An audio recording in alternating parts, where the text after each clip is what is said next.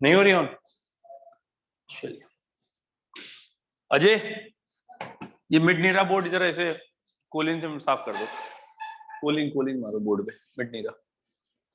ठीक है, तो नॉमेनक्लेचर लास्ट टर्न पे हुआ है ईथर्स का। तो ईथर्स क्या होते हैं? ROR। इन दोनों में से कोई एक R को हम मेन चेन मान लेते हैं, और जिसे हम मेन चेन मानते हैं उसको हम क्या कह देते हैं? एल्केन। और जो हमारी साइड चेन होती है उसको हम क्या मानते हैं? Elk oxy. तो ईथर का IUPAC नेम हो गया एल्कॉक्सी एल्केन। ठीक है, एल्क ऑक्सी कहने का मतलब कुछ कार्बन होंगे जो कम होंगे, उनके साथ ऑक्सीजन लगी है, इट इज एल्क ऑक्सी। और एल्केन का मतलब वो कार्बन जो मेन चेन के हैं। तो एल्कॉक्सी एक तरीके से जैसे हेलोजन लगी होती ना, क्लोरो ब्रोमो, वैसे एल्कॉक्सी ग्रुप है। और उसे आपको बताना पड़ेगा कि किस नंबर पे एल्कॉक्सी ग्रुप है। तो ये ईथर अगर लिख रहे हैं आप CH3O CH3 C2H5, इसका नाम लिखना है। तो एक कॉमन सेंस की बात है, यहां एक कार्बन है, यहां चार है, जहां ज्यादा कार्बन है वो मेन चेन हो गई। तो ये ईथर का मेन चेन कहलाएगी। और इस मेन चेन को ठीक से नंबरिंग करिएगा। यहां से नंबरिंग करेंगे तो ईथर या ये वाला ग्रुप सेकंड पोजीशन पे आ रहा है, 4 कार्बन की चेन है। तो पहले नंबरिंग सही रखिएगा।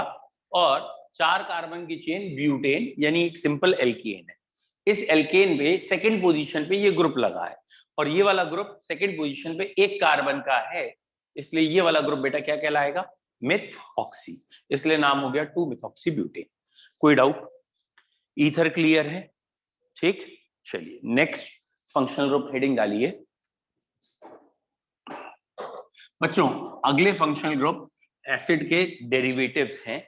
जैसे पहला डेरिवेटिव हम लेके चल रहे हैं, दैट इज एसिड क्लोराइड। थोड़ा आसान वाले को पहले लेके चल रहे हैं, ये कहलाते हैं एसिड डेरिवेटिव। और इसमें ये वाला डेरिवेटिव का नाम है acid chloride. Obviously acid bromide भी होगा, आयोडाइड भी होगा, लेकिन मेनली क्लोराइड का नाम आता है, तो हमने एसिड क्लोराइड लिखा है। बच्चों इन्हें एसिड डेरिवेटिव क्यों कहते हैं? ये होता है कार्बोक्सिलिक एसिड, RCOOH। इसकी कोई सुटेबल रिएक्शन कर देते हैं जैसे PCl5 से या किसी और से, तो ये OH हटता है और Cl आ जाता है। तो ये वाला जो फंक्शनल ग्रुप अब आपके सामने तैयार दिख रहा है दिस, तो इसका फंक्शनल ग्रुप तो है COCl जो ऐसे दिखाते हैं, या COCl जो ऐसे दिखाते हैं। तो एसिड क्लोराइड का ये फंक्शनल ग्रुप है, और ये एसिड्स का डेरिवेटिव है। डेरिवेटिव का क्या मतलब होता है? उससे डिराइव हुआ है। तो इसका जो बेसिक स्ट्रक्चर है वो एसिड का है, उससे डिराइव होके ये बना है। ठीक है, तो ये आ गया फंक्शनल ग्रुप। पहला पॉइंट फंक्शनल ग्रुप ये आया। सेकंड पॉइंट, इसका सफिक्स क्या है? बच्चों इसका सफिक्स जो 2 डिग्री हम यूज करते हैं वो OYL, और अगर क्लोरीन है तो क्लोराइड, ब्रोमीन है तो ब्रोमाइड, आयोडीन है तो आयोडाइड। इसे ऑयल हेलाइड कहते हैं, OYL। मतलब जनरल भाषा में नाम क्या बनेगा? LK Noyyal chloride. जनरल भाषा में इसका नाम ऐसा कुछ आएगा, एल्क एन ऑयल क्लोराइड। मतलब क्या है? मेन चेन में कितने कार्बन है? मेन चेन में सिंगल बॉन्ड है, और ये रहा ऑयल क्लोराइड इस ग्रुप की वजह से। ठीक है, डन। अगर आप स्पेशल केस बाई चांस कभी मिल रहा है तो कार्बोनिल क्लोराइड पूरा लिख देते हैं इसे, कार्बोनिल क्लोराइड। ठीक है, स्पेशल केसेस में इसका सफिक्स हो जाता है कार्बोनिल क्लोराइड।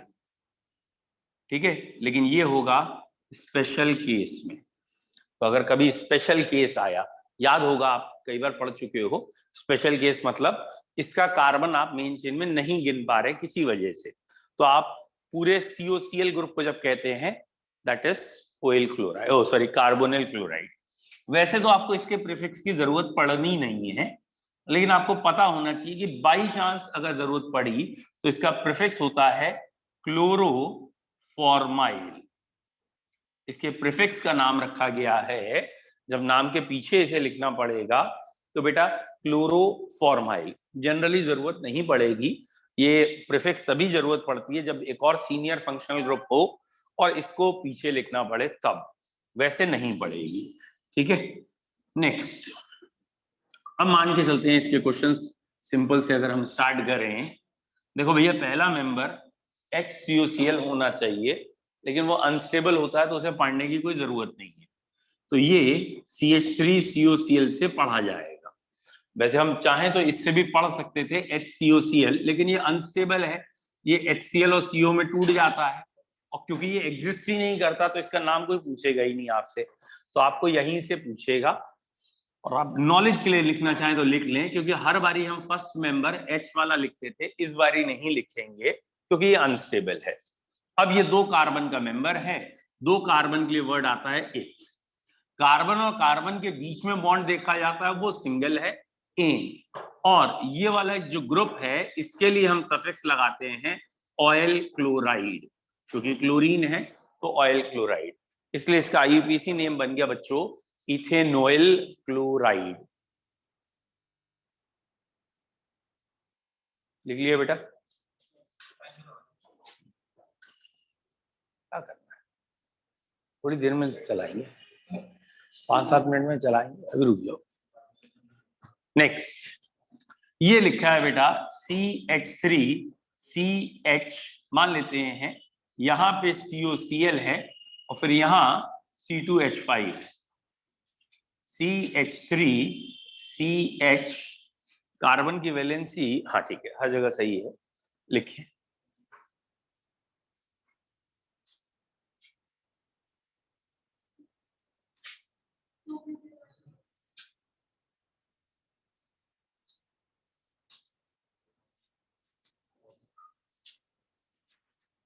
बोल बेटा।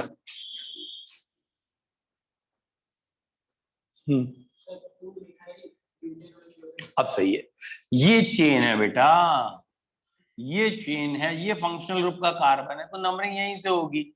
4 कार्बन की चेन है, ये बात ठीक है, ब्यूट है, सिंगल बॉन्ड एन है, ऑयल क्लोराइड है, लेकिन ये ऑयल क्लोराइड तो फर्स्ट पोजीशन पे ही है। सेकंड पोजीशन पे कौन है? वो ये है, तो 2 पे कौन है? 2 पे तो मिथाइल है, तो नाम तो आना है 2 मिथाइल। आपने क्या किया, मुझे लग रहा है आपने ये मेन चेन ले ली और आपने कहा सेकंड पे ये लगा है, और इसे ऑयल क्लोराइड कहते हैं। अगर आप इसका कार्बन नहीं काउंट करते हैं तो ये ऑयल थोड़ी होता है, कार्बोनिल क्लोराइड होता। तो 2 ब्यूटेनॉल क्लोराइड मतलब टोटल 4 कार्बन का ब्योरा है, जबकि 2 मिथाइल ब्यूटेनॉल क्लोराइड, ब्यूट एक, 4 ये और एक ये, 5, तो टोटल शुरू में 5 कार्बन थे ना, 2 3 4 5, पांचों कार्बन का यहाँ नाम में होना चाहिए जिक्र, तो इसलिए इसका नाम है 2 मिथाइल ब्यूटेनॉल क्लोराइड। नहीं आया? पहला काम लॉन्गेस्ट चेन, बस वो गलत होगा तो सब गलत। ये फंक्शनल ग्रुप का कार्बन है, इसे लेना ही लेना है। ये आ गई मेन चेन। मेन चेन यहां से यहां क्यों नहीं गई? यहां से यहां में 3 कार्बन है, यहां से यहां में 4 कार्बन, कार्बन ज्यादा चाहिए, सेकंड पोजीशन पे ये लगा है, एंड सो बोलो क्लियर। Next,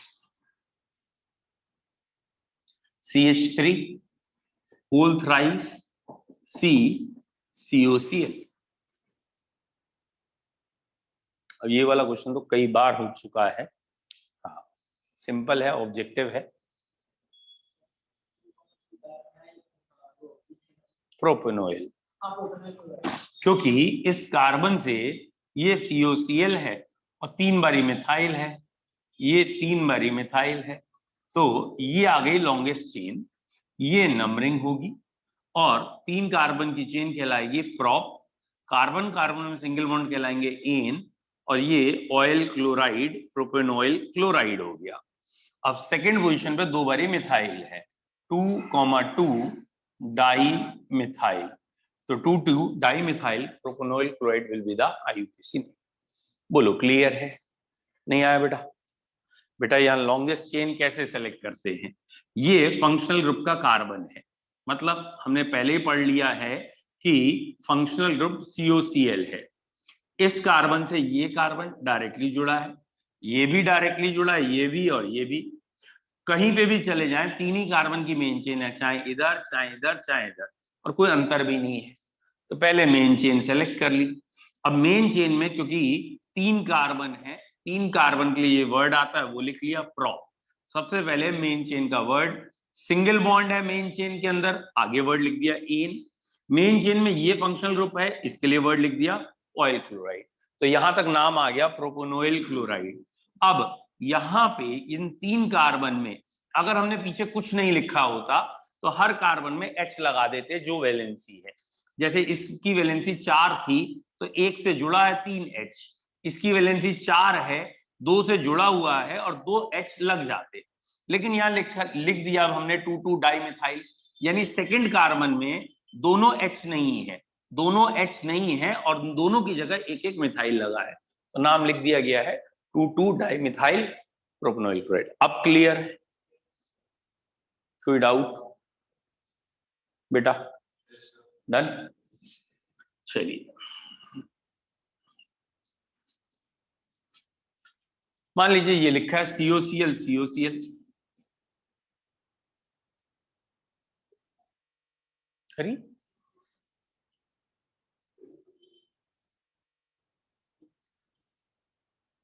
done. थोड़ा और सही करो, और थोड़ा सही करो, क्योंकि इसमें सिली मिस्टेक भी मिस्टेक है तो सिली मिस्टेक, लेकिन वो मिस्टेक है। बोल बेटा। इथे बोलो क्या? बहुत सिंपल है, लेकिन आप ना रूल से भटक जाते हो तो गड़बड़ होती है। आपको ये दिख गया, ये लॉन्गेस्ट चेन है, ये 2 कार्बन की है, 2 कार्बन की चेन इत कहलाती है, सिंगल बॉन्ड एन कहलाता है। ये ग्रुप 2 बारी है, इसको 2 बारी के लिए डाई ऑयल क्लोराइड कहोगे ना। आप कह रहे हो इथेनॉइल डाई क्लोराइड, खाली क्लोरीन 2 बारी थोड़ी है, ये पूरा ग्रुप 2 बारी है ना ऑयल क्लोराइड। अच्छा कहाँ कहाँ है? 1 और 2 पे है, तो नंबरिंग भी बता देते अच्छा था, और नंबरिंग नहीं भी बताओगे तो भी मान लेते। क्यों? क्योंकि इसके अलावा और कोई चांस ही नहीं है भाई। कार्बन की जो वैलेंसी 4 है उसमें से 3 वैलेंसी तो अपने अंदर ही खप जाती है, यानी एक डबल बॉन्ड से हो, एक Cl, एक ही वैलेंसी बची है, ऐसे जुड़ना है तो 1 और 2 पे ही आएगा। तो 1,2 इथेनॉइल डाइक्लोराइड। बोलो क्लियर है? गलत, 1,2 इथेन डाई ऑयल क्लोराइड। ठीक है, इथेनॉइल डाई क्लोराइड नहीं, इथेन डाई ऑयल। मिटा दूं?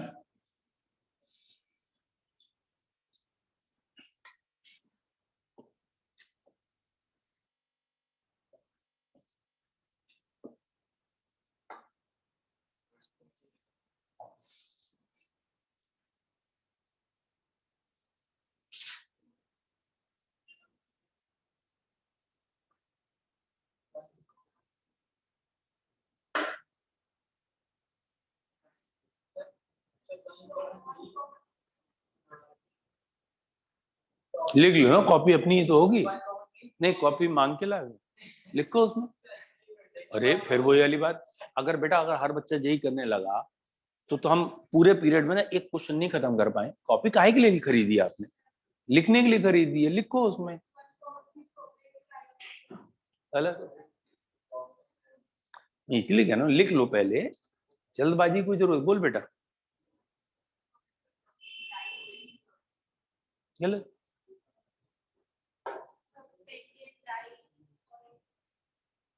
सही है, कहाँ कहाँ कहाँ कहाँ?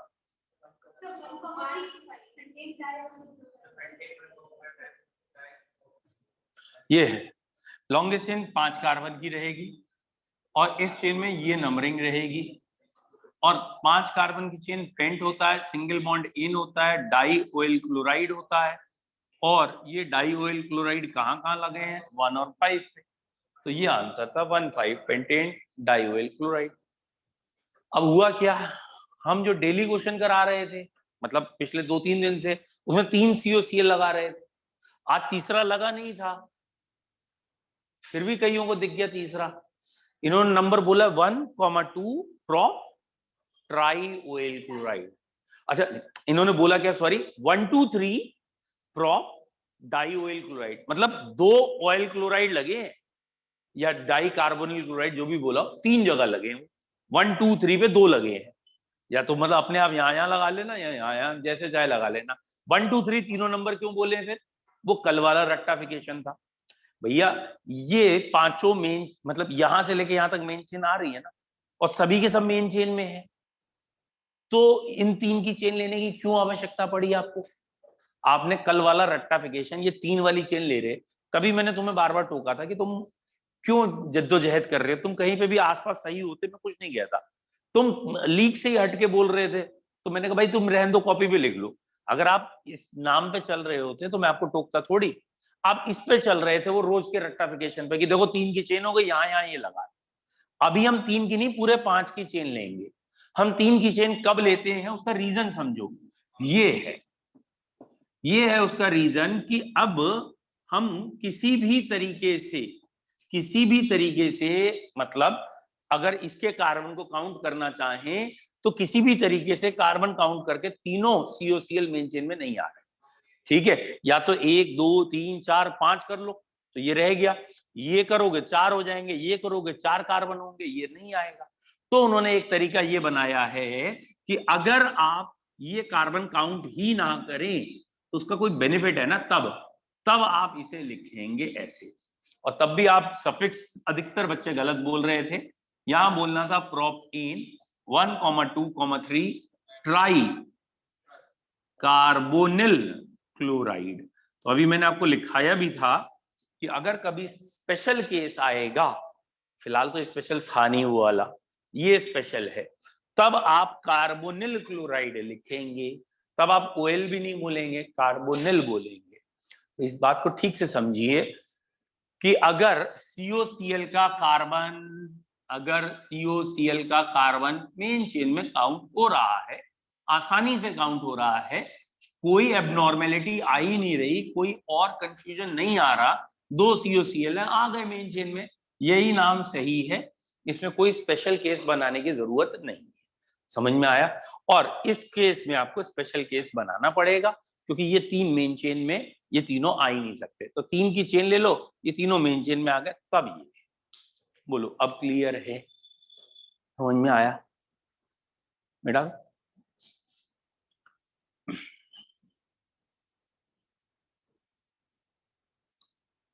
नेक्स्ट, और ये बहुत हो गए एसिड क्लोराइड, है ना, काफी है इतने, समझ में तो आई गए। नेक्स्ट अगली हेडिंग लिखते हैं बेटा, थोड़ा सा कंफ्यूजिंग है, थोड़ा सा, ठीक है।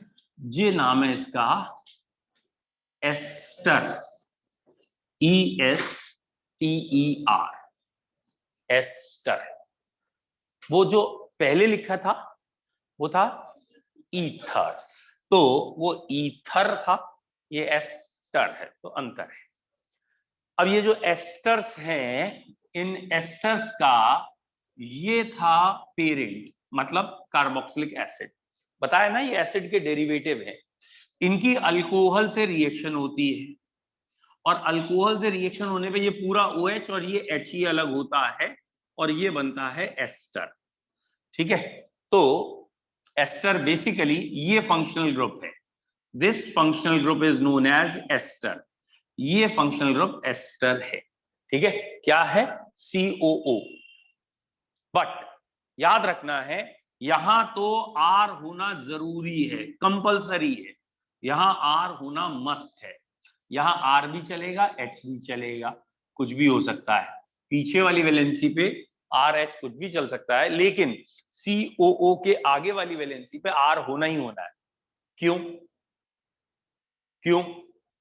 यहां अगर H आ गया तो एसिड बन जाएगा, तो यहां H नहीं आ सकता, इधर तो R ही आना है, पीछे एक बारी को H आ सकता है।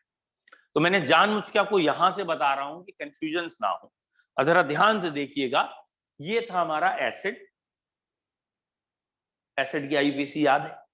एसिड का IUPAC नेम क्या था? एसिड का IUPAC नेम या सफिक्स ओइक एसिड था। तो ये वाला कार्बन से मेन चेन होती थी और आगे ओइक एसिड लिख देते थे, याद है, एसिड में। अब बेटा ये मेन चेन होती थी ना, तो यहां पे भी ये मेन चेन रहेगी, यहां पे भी यही मेन चेन रहेगी।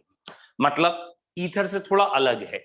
जो हमने कल पढ़ा था या लास्ट टर्न पे पढ़ा था ये था ईथर, और आज हम पढ़ रहे हैं वो है एस्टर।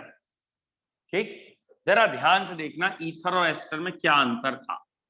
ईथर में इन दोनों मतलब ये एक तरीके से फंक्शनल ग्रुप था, फंक्शनल ग्रुप में कार्बन नहीं था, फंक्शनल ग्रुप के पास अपना कार्बन नहीं था, और ये या तो इधर के कार्बन से जुड़ा था या उधर के, और जिसमें कार्बन ज्यादा थे वो मेन हो गया था।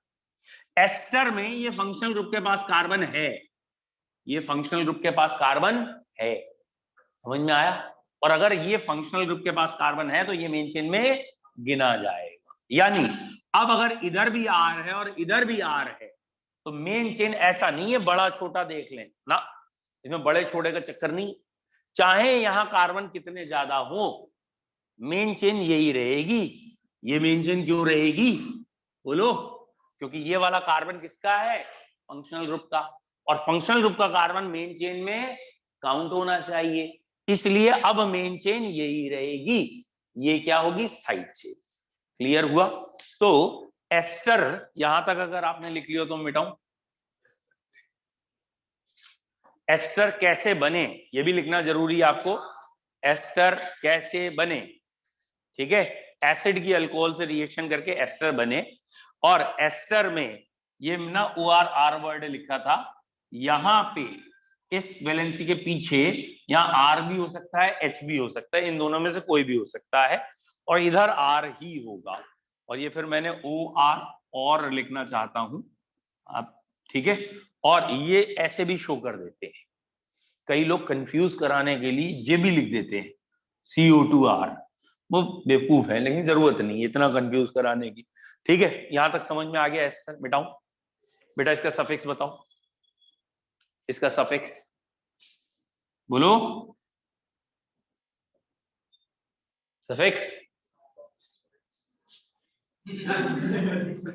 थोड़ा प्यार से बोलो, सफिक्स मैंने कहा बोलो सफिक्स, सफिक्स प्यार से बोलो सफिक्स। बेटा इसका सफिक्स है O8, ये लड़ाका है, O8, O8 इसका सफिक्स है, यानी इसका जनरल IUPAC नेम कहलाता ऐसे है, एल्काइल एल्केन O8, ये इसका जनरल नामकरण का तरीका है। It is generally named as alkyl alkanoate, generally ये क्या कहलाता है, एल्काइल एल्केनोएट, लिख लिया।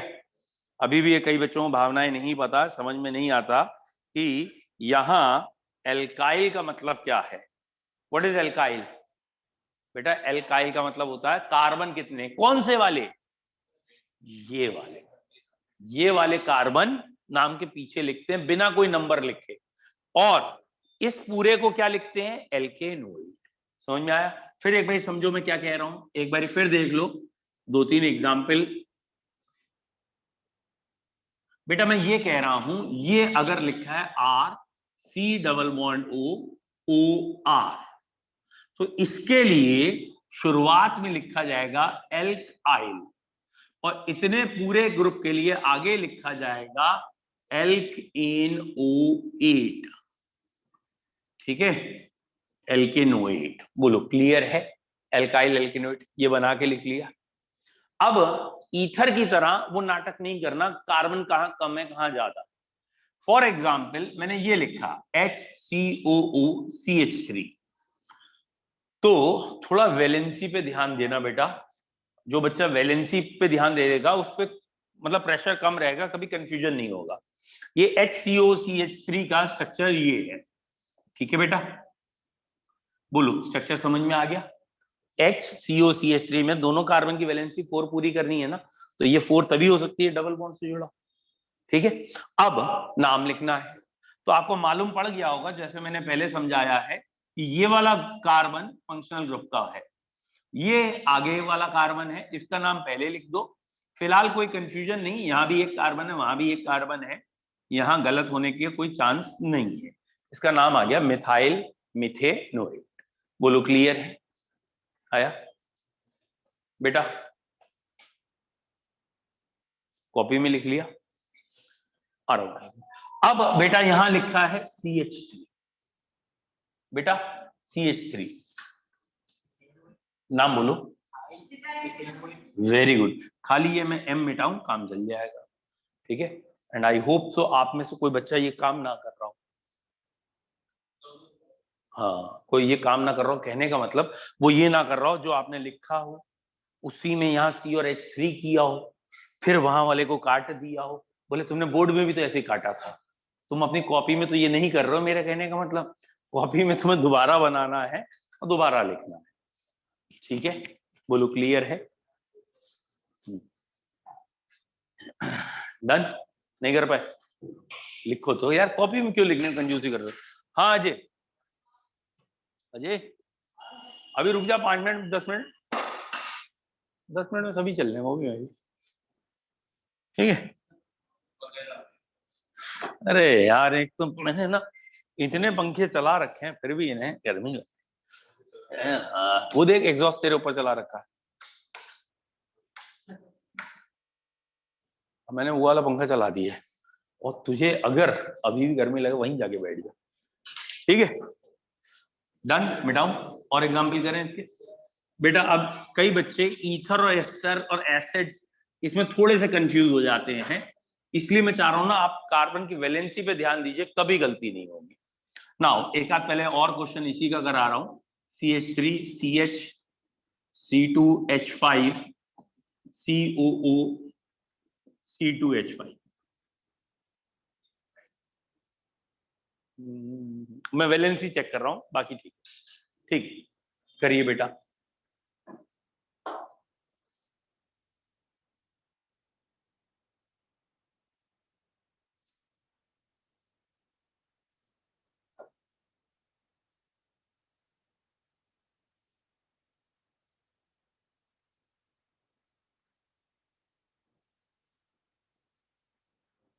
डन?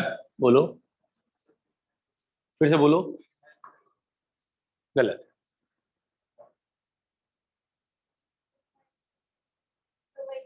बोलो। अभी वो ब्यूटेनोइड बोल रही, तुम सेम कर रही हो, पेंटेनोइड कह रही। आप अपना बोलो, उससे क्या मतलब, उसने क्या बोला? लियो, वो तो और बढ़ गया आगे। हाँ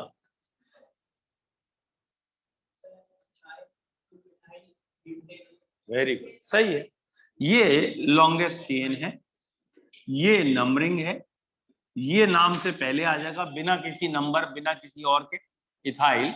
और यहाँ पे 2 पे मिथाइल है और 4 कार्बन की चेन है, ब्यूटेन है, ओइट है, ये नाम आएगा।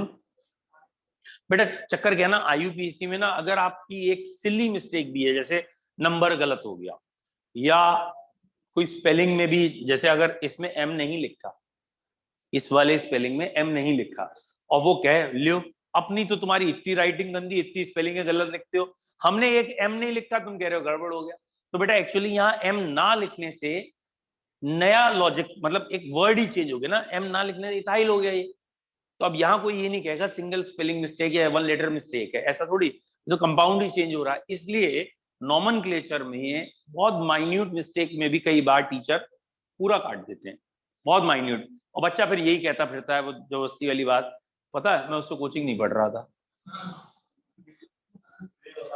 हो गया काम। अब मैं ये नहीं कह रहा हूँ सारे टीचर ये करते हैं, लेकिन मैं ये कहना चाह रहा हूँ आप उन्हें मौका देते हैं। आप अगर पहले प्रिसाइजली, मतलब क्लास में जब पढ़ रहे हैं पूरे ध्यान से पढ़ लें, मतलब आप पढ़ने का मतलब you should accept your mistakes. जहां आपसे गलती हुई उसे देखो, समझो, एक्सेप्ट करो सबके सामने। हाँ सर गलती हुई, अगली बार नहीं होगी। वो एक्सेप्टेंस ना जिसे कहते हैं आपको झंझोड़ती है ना उसको, फिर जब एग्जाम में दोबारा वही क्वेश्चन आता है तो वो एक्सेप्टेंस याद रहती है, देखो भाई ये गलती अब दोबारा नहीं होगी। तो वो चीजें, अच्छा अब होता क्या, यहाँ एक्सेप्ट करते नहीं है। ओके, वो ये तो मैं बोलने वाला था, ये मेरे दिमाग में था, मैं तो अंतर्यामी। फिर क्या होता है, वहां सेम क्वेश्चन भी आ जाते हैं तो याद ही नहीं आता क्वेश्चन किया है, फिर वही गलती होती है जो यहाँ हो रही थी, वो दोबारा भी होती है, और फिर वैसे ही नंबर भी कट जाते हैं। फिर बाद में यहाँ जो टीचर पढ़ा रहा था वो कहता हाँ हाँ तुम तो अंतर्यामी थे, हम क्या कर सकते हैं। तो ये आ गया आपका CH3 COO C2H5। अब एक मिनट, अब जिनसे आंसर नहीं आया उनसे भी आने चाहिए ना बेटा, उनको भी तो समझ। हाँ भैया फर्स्ट वन इधर से, तुम भी बोलो इसका आंसर। सब बच्चों को समझ में आ जाए ना। रुक जा बेटा, उसे बोलने दो एक बारी। ओए तो तेरे सही क्यों सजार कर रहा तू, हरकतें हैं क्यों हरकतें कर रहा तू? बहुत मारूंगा मैं, जिंदगी भर यही काम किए हैं समझे, जो तू अब शुरू कर रहा। मैं समझते क्यों नहीं यार? जैसे सचिन सर हुए, निखिल सर हुए, इनके सामने तुम कुछ कर लो, ठीक है? ये वो लोग हैं जो टॉपर रहे हैं, 100 में 99, 100। कभी सचिन सर ने बताया उनकी क्लास में बैठो मेरे 100 में 99, मेरे 100 में 100? बताया होगा भाई, आए हैं तो बताया होगा। He should be proud of that. मेरे कभी आए नहीं, जब मेरे आए नहीं तो मैं बताऊं क्या क्यों नहीं आए? कॉमन सेंस में एक ही काम करता जो तुम अभी शुरू कर रहे हो, ठीक है? मैं यही करता आराम से बैच में बैठे मजे लिए। लेकिन अब कोई फर्क नहीं है, सचिन जो कर रहे हैं वही मैं कर रहा हूँ, 99 वाला भी वही कर रहा है। 10-5 बच्चे उसके ज्यादा होंगे और क्या है, नहीं है? तो मेन पॉइंट ये नहीं है, मेन पॉइंट है कि अगर मतलब प्रैक्टिकली सोचो, जब मेरे 99 नहीं आए तब मैं मेहनत करके उसी के बराबर आ गया। अगर मेरे 99 आ गए होते तो पता नहीं कहाँ जाता मैं, है? चलिए, ये नाम आप लोगों ने सही बोला या उसकी सही मदद की, लेकिन ये गलत तरीका है। इसका नाम इथाइल इथेनोएट ही है, ठीक?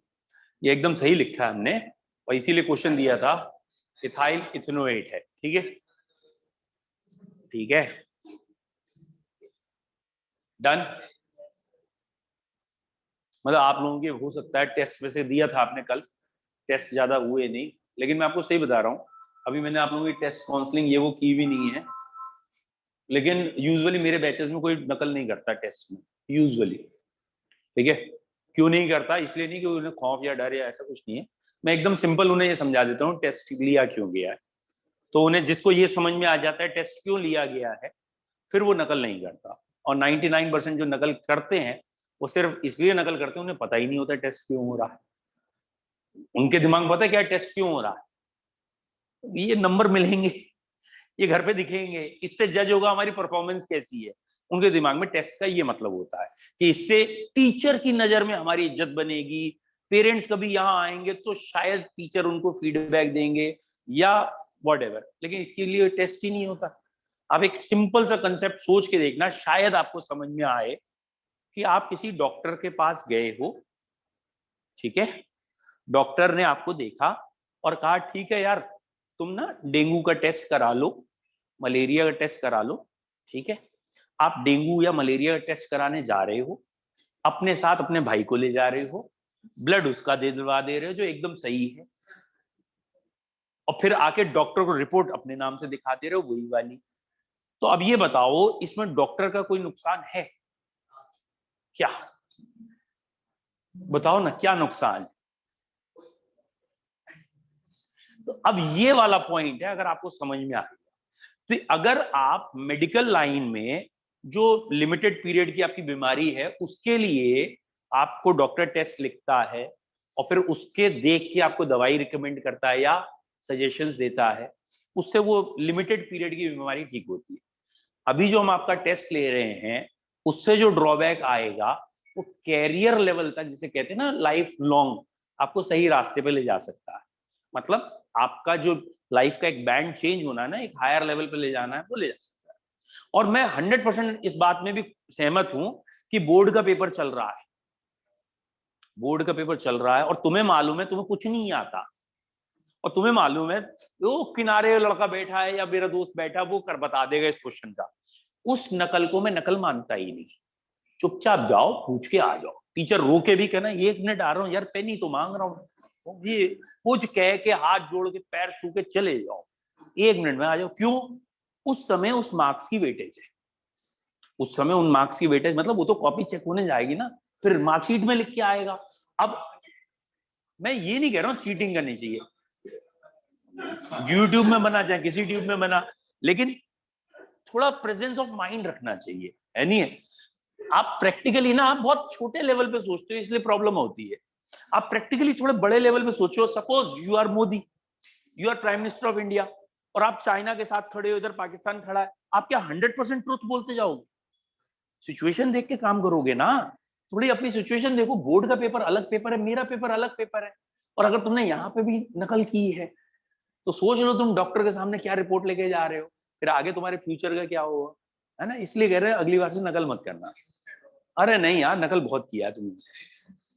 वो चैट बॉक्स में यही लिख रहा हो, सत्संग खत्म होगा या नहीं होगा? हाँ होगा, भी होगा, 2 मिनट रुक जाओ। ठीक है, तो यहाँ पे ये आ गया हमारा CH3COO C2H5, ये रहा इथाइल, ये रहा इथेनोएट। बेटा ये ऑनलाइन वाले क्या जाने असली पढ़ाई का क्या मजा है ना। क्यों भाई, ऑनलाइन वाले कुछ बोल तो रहे, ये आवाज भी आ रही, इग्नोर इट। ठीक है, तो ये आ गया इधर। हो सकता है ये शायद इधर के इधर चाह रहे हो। अब इधर लिखूंगा, कोई बात नहीं। ठीक है, बोलो भैया ये क्लियर है? मुझे लग रहा है वो, लेकिन फिर भी ये गलत बात है अगर थोड़ा बहुत इधर भी जा रहा है ना। अरे बेटा कॉमन सेंस सुनो ना, थोड़ा बहुत अगर इधर भी जा रहा है तो व्हाट्स द प्रॉब्लम? आप अगर सुन रहे हो, समझ रहे हो, पढ़ रहे हो दिमाग लगा के, तो 2-4 वर्ड इधर गए तो कोई दिक्कत नहीं होनी चाहिए।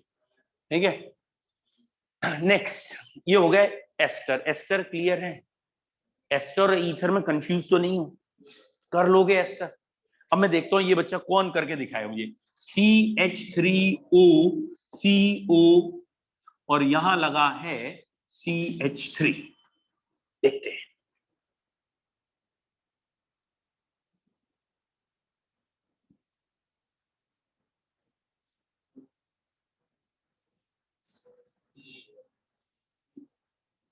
देख लिया बेटा? बेटा एक मिनट, लास्ट वन बेटा आप बोलो, जोर से बोलो। इथाइल, इथाइल इथेनोएट, मतलब इथाइल में 2 कार्बन होते हैं, इथेन में भी 2 होते हैं, टोटल 4।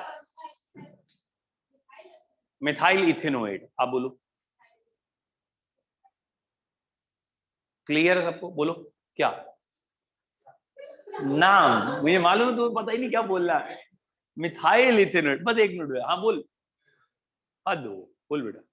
फिलहाल इन लोगों का नाम सभी का सही है, इट इज मिथाइल ग्रुप, और ये एस्टर का मेन ग्रुप है, इसलिए ये आ गया इथेन ओएट। तो यही मैं आपको समझाना चाह रहा था कि डबल बॉन्ड वाला ऑक्सीजन वाला जो कार्बन है ना, वो मेन कार्बन है, तो ये मेन चेन में आना है। तो ये हो गया मिथाइल पहले, ये। वेरी गुड, कोई डाउट है? अब कर लेंगे एक और। ये लिखा है C2H5 C double bond OH।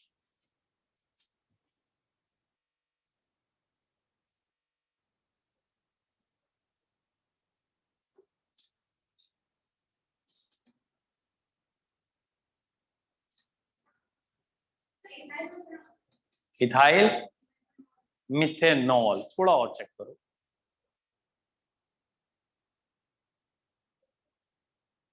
थोड़ा और गलत, लेकिन पूरा बोलना पड़ेगा ना, मतलब आधा ये थोड़ी बोले, थोड़ा मैं बता रहा हूँ, थोड़ा तुम मिला मिले सुन मेरा तुम्हारा। गलत है बेटा, आपका तो काफी गलत है, वो थोड़ा कहा जाता है गलत काफी। गुड।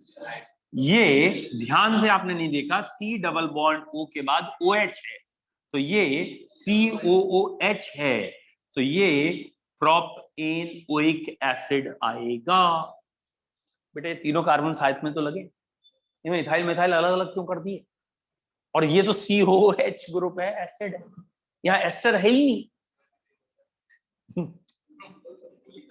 चक्कर क्या सुन जाता ना, वो तो हैट्स ऑफ टू, बट तू तो वैसे भी इसके खिलाफ नहीं जाएगा, तेरे को तो मुझे मालूम है, तुझे तो तनखा बनखा मिल रही है इससे, हमें थोड़ी मिल रही है ऐसे है? बेटा आप ध्यान से बोर्ड पे देखिए, ये C डबल बॉन्ड O है, ये फंक्शनल ग्रुप का है, साथ में OH भी इसी कार्बन पे लगा है, तो ये COOH कार्बोक्सिलिक एसिड बन गया, और ये 3 कार्बन की मेन चेन है, 3 कार्बन की chain, prop single bond N acid carboxylic acid. कोई डाउट? डन? समझ में आया? चलिए आज इतना ही रखते हैं बेटा। कल से आपकी बैच में छुट्टी रहेगी, ठीक है? और मैं ग्रुप